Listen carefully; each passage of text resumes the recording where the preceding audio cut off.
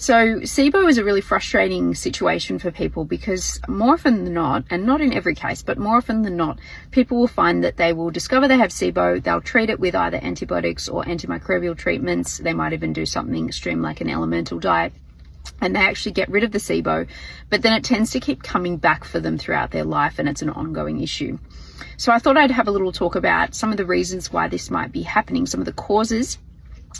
What are some of the treatments that can be used, and how can we prevent it to keep coming back? So just before we go into that, it's important to note that there are, in 2025, 3 known types of SIBO. One is the hydrogen dominant SIBO, which tends to cause more of a diarrhea situation. Another is a hydrogen sulfide SIBO, which is the newest found type of SIBO. And this is where there is bacteria creating a lot of hydrogen sulfide. And interestingly enough, this tends to cause a mixture of constipation and diarrhea, which is hard to sort of pinpoint what it is.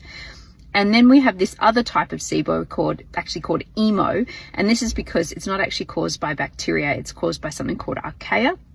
And these archaea are producing a lot of methane gas, which actually ends up causing more of a constipation sort of situation. And because all of these types of SIBO are caused by different either bacteria or archaea, they obviously all require different treatments. And there are antibiotic treatments and antimicrobial treatments that people will often use. I'll talk a little bit about that more towards the end. One cause of SIBO that you may not know about that's really fascinating and unfortunately quite difficult to treat long term is when you have had a food poisoning situation. So often there are bacteria, for example, like E. coli, where you get the food poisoning, you get the E. coli into your body. And what the body will try to do, like any adaptive immune response, is it will create antibodies against that pathogen that you've been exposed to, so that if you were to be exposed again, the body can fight it off quicker. But what's unfortunate about this situation that can often occur with SIBO is that you'll end up making these anti-CDTB antibodies, which you're supposed to do.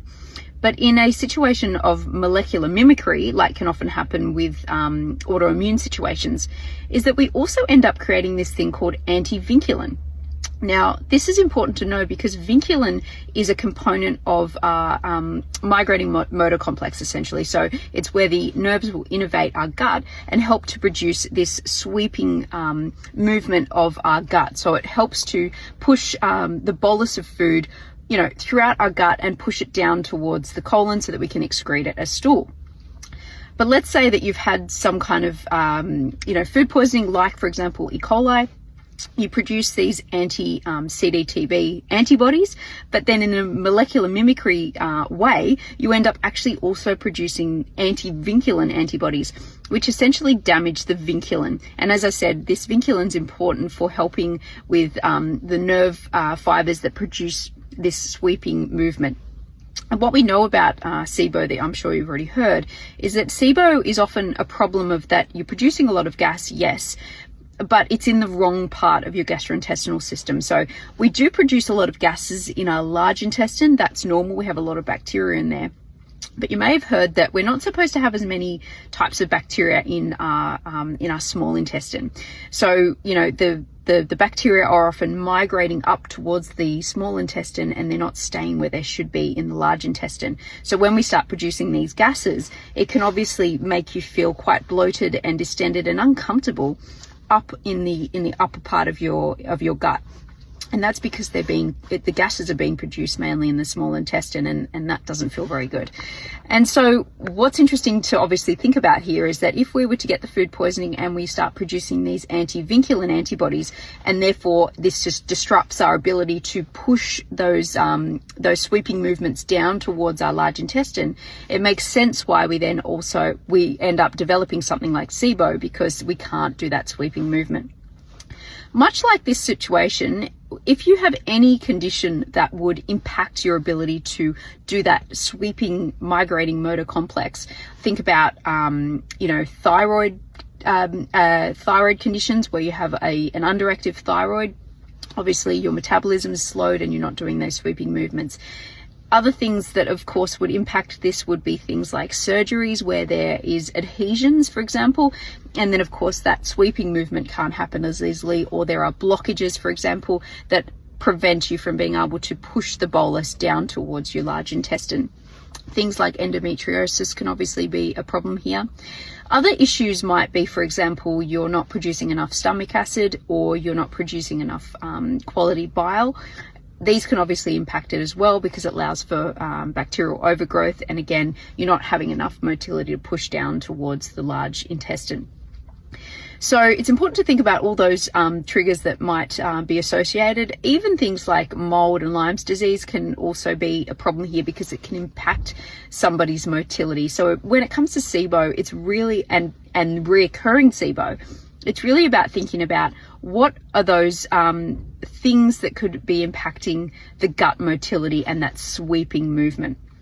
It's also important to note that anything that would cause lots of stress in the body, high cortisol levels, can also switch off the parasympathetic nervous system, which then results in less gut motility as well. So it's important to think about that. Are we stressed when we're eating? Are we go, go, go, go, go? We need to be calm when we're eating, so that these movements in the sweeping migrating motor complex can occur.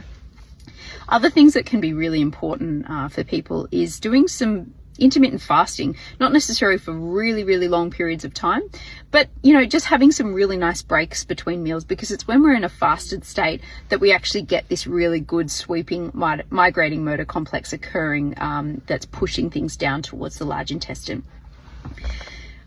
Other things that can be really, really useful when dealing with this long term is making sure that you're getting really good, like a good gut test to check what are my levels of pancreatic enzymes. And a lot of gut tests like the GI map will show you your levels of enzyme production. And this is important because it allows for the breakdown of foodstuffs. You can also sort of see your capacity for hydrochloric acid production, and if you were to find markers of high fat in your stool, it might also give you indicators that potentially your bile isn't being produced in the levels that it should be. So that's important to look at. Now, when it comes to treating these types of SIBO, as I said, the different types of SIBO will require different types of treatments. Now, often if you were to see a doctor about this, they might put you on an antibiotic, and antibiotics certainly, there are certain antibiotics that can be really, really useful in certain combinations. So if you were to have the hydrogen dominant SIBO, they will often put you on rifaximin for, I think, around 2 weeks usually. If you were to have the methane dominant SIBO, they'll often use the rifaximin again, but they'll also add in the neomycin. The reason for this is they still require the use of the rifaximin because it's really good at reducing the hydrogen. And for any of you guys that know a bit of chemistry, you'll know that you actually require 3 hydrogens to be able to produce a molecule of methane. So you can't just work on the part of the methane. You actually have to get rid of the hydrogen. And that's because these methane producing archaea are requiring some of that hydrogen as a fuel source to be able to make the methane. I hope that makes sense. So that's where they'll use rifaximin and neomycin. If you were to have hydrogen sulfide SIBO, they'll often use rifaximin again, but they also use bismuth as well. It's shown to be kind of the best thing for that sulfite. Other things that people will often use are herbal antimicrobials, and actually they're showing to be, well, rifaximin is a really good one because it's shown that you don't actually seem to be, what seems to happen with rifaximin is you don't get that resistance that you often get with antibiotic treatments that you often get for other bacterial problems. So this is really interesting about rifaximin. It doesn't seem to cause those problems. So I'm quite pro rifaximin as an antibiotic goes. But you can also use herbal antimicrobials as well. So that's worthwhile keeping in mind. Other things that are useful long term are using things that like prokinetics. So prokinetics are, they're not going to really necessarily soften the stool. They're going to mainly help to stimulate that migrating motor complex. So things like ginger, bitter herbs can be really good for this as well. So you'd have those with meals to stimulate that migrating motor complex. Other things like 5-HT, you can actually supplement these days as well, and that helps with that motility as well. Other things like, things that support the gallbladder function. Again, bitters are really useful here to stimulate the gallbladder. And, amino acids that are going to help with bile production. So taurine and glycine are also quite useful here as well. And certainly digestive enzymes are something that a lot of people can probably do with. So utilizing digestive enzymes, some bitters, some glycine, taurine can be useful.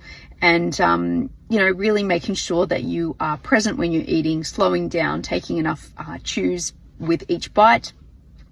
And again, it's unfortunate if you find, let's say you do a serum blood test, and you can actually look for those anti-vinculin antibodies. You can actually test for that.